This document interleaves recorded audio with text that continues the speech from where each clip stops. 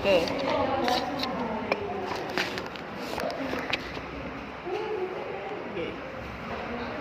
Nanti kalau kita ulang. Oke, baiklah anak-anak. Di sini ada, kalian ingat ini namanya pulau apa? Pulau Kaya. Ini pulau apa orang kaya?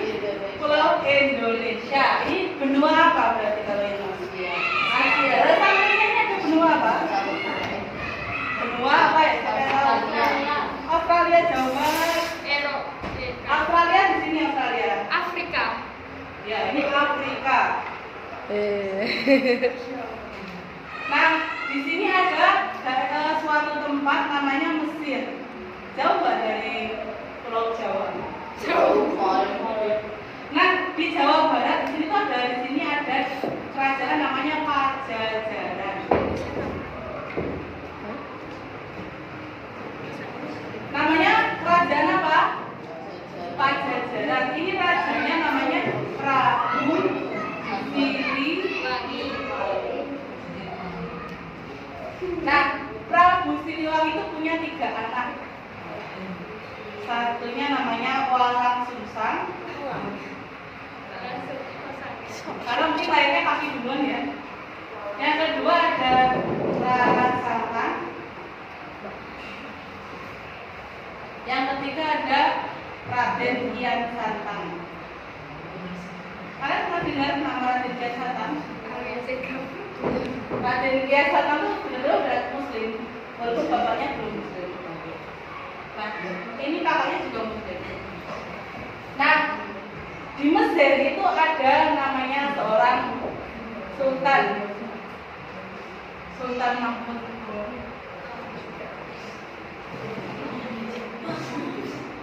Dia baik Sultan Mahmud ini menikah dengan Rara Santang.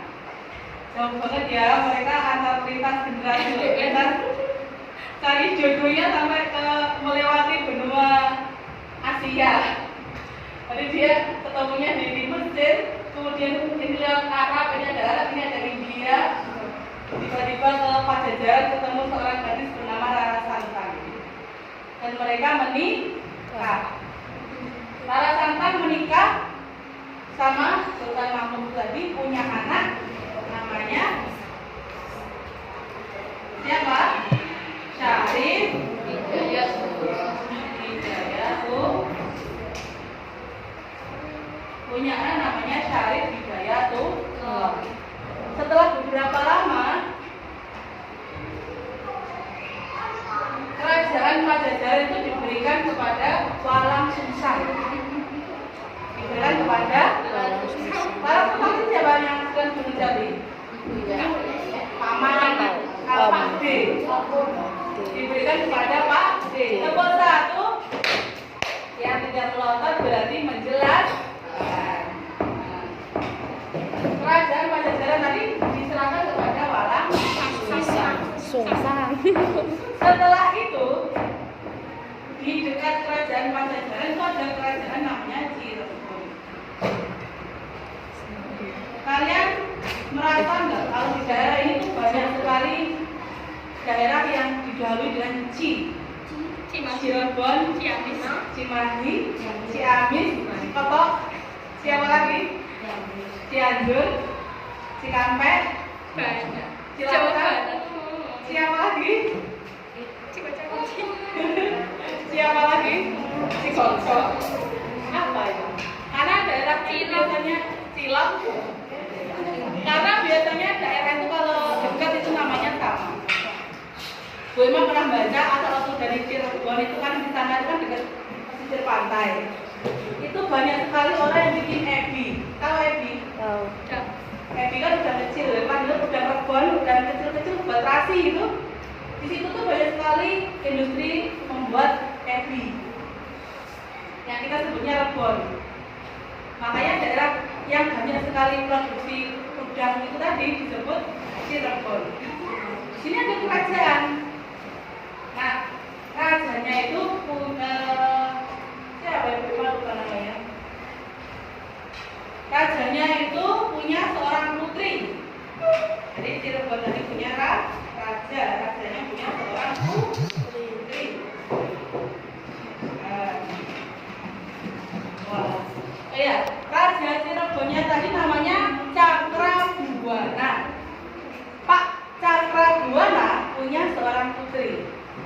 putrinya itu menikah dengan Syarifidaya itu. Pak Cakrabana punya putri, putrinya dinikahkan dengan Syarifidayatullah yang cucunya Prabu Siliwangi. Ya sudah, nanti setelah ini kerajaan Cirebon tak kasih buat kamu. Buat siapa? Syarifidayatullah. Nah, di tangan Syarifidayatullah kerajaan Cirebon itu sangat maju banget lah. Jadi karena Pak Syarifidayatullah itu juga karena mungkin ya salah satunya karena ada unsur Islam dalamnya, bisa berkembang pesat. Lagi pula ini juga dekengannya dua, Cirebon, Pajajaran sama Mesir. Dekengannya banyak ya istilahnya. Nah, karena kerajaan Cirebon itu berkembang pesat, akhirnya Pajajaran iri. Pakdenya iri. Kalau kerajaan Ponanku lebih sukses dari kerajaan iri. Akhirnya waktu itu ada penjajahan. Jadi waktu itu bertepatan bahwa waktu itu sudah ada penjajahan oleh negara mana? Ayo tebak. Portugis. Nah, waktu itu kan Portugis itu mau menguasai Nusantara. Nah, si Cirebon itu pernah mengutus yang namanya Patih Yunus, tapi gagal untuk mengusir Portugis. Jadi Portugis mau nyerang, Nusantara juga mau mengusir. Kalau punya Cirebon mau mengusir pakai Patih Yunus diusir tidak berhasil. Nah, setelah itu ada cerita seperti ini. Yang kerajaan Pajajaran tadi bekerja sama dengan Portugis buat mengalahkan Cirebon. Karena nggak terima mereka kerajaannya lebih bagus. Padahal saudara ya kok iri ya? Ya bisa aja. Dua saudara atau kembar aja bisa iri. Nah ini apalagi paman sama ponakan bisa iri. Tapi waktu itu berhasil dikalahkan apa tidak? Tidak berhasil. Waktu itu Syarifidayatullah mengutus salah seorang yang bernama Fathahillah. Namanya siapa? Fathahillah. Nah, karena sudah berhasil mengusir Portugis, gimana caranya mengusir? Bus-bus gitu enggak ya? Enggak, pakai perang lah. Karena berhasil mengusir Portugis, sama Sunan Gunung Jati itu dikasih daerah yang namanya Sunda Kelapa. Tadi kan ceritanya mau diserang sama Portugis sama Pajajaran, dikalahkan sama Fathahillah. Fathahillah yang biasa tadi dikasih sebuah daerah yang disebut Sunda Kelapa. Sunda Kelapa kemudian berubah menjadi Jayakarta. Jayakarta berubah menjadi Jakarta. Sunan Gunung Jati juga nyambung ini sama cerita-cerita di Jawa Timur, karena ada Sunan siapa sih? Sunan Muria ya. Sunan Muria yang berburu ke Cirebon, terus kemudian dikasih istri ya, dikasih putrinya kan. Yang kemudian ketika mau pulang itu ada ditolong ikan itu siapa sih? Sunan Muria bukan? Ikan kucing. Iya, yang ditolong ikan itu sama ikan karang siapa? Sunan Muria bukan sih? Bukan? Ayo coba dilihat di bukunya lagi, dengan siapa yang ditolong sama ikan? Ya. Dengan siapa yang ditolong sama ikan? Ikannya hebat banget bisa tolong Sunan. Bukan sembarang ikan ini berarti.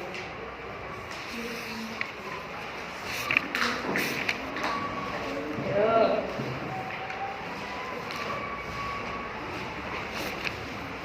Yang dia bertanding dengan Dewi Patka, dengan saingannya namanya Patak Warak. Dengan siapa yang bisa ditolong sama ikan? Benang ada di situ. Kayaknya di semester ini deh. Bukan semester ini, semester ini lah. Sunan Kalijaga. Coba cari di Sunan Muria, ayo. Silakan kalian lomba nyari ikan cucuk sama ikan talang.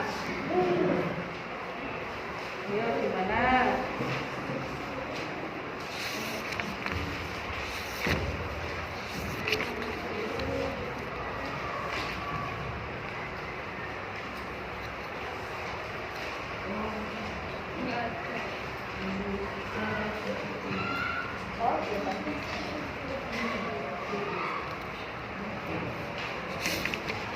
Ayo bulan siapa? Di catatan kalian nggak ada bukan cucu sama itu Pak. Itu kotak merah ada di Mulia ya? Kalau ikan cucu ikan kala? Ayo catatannya dibuka lagi.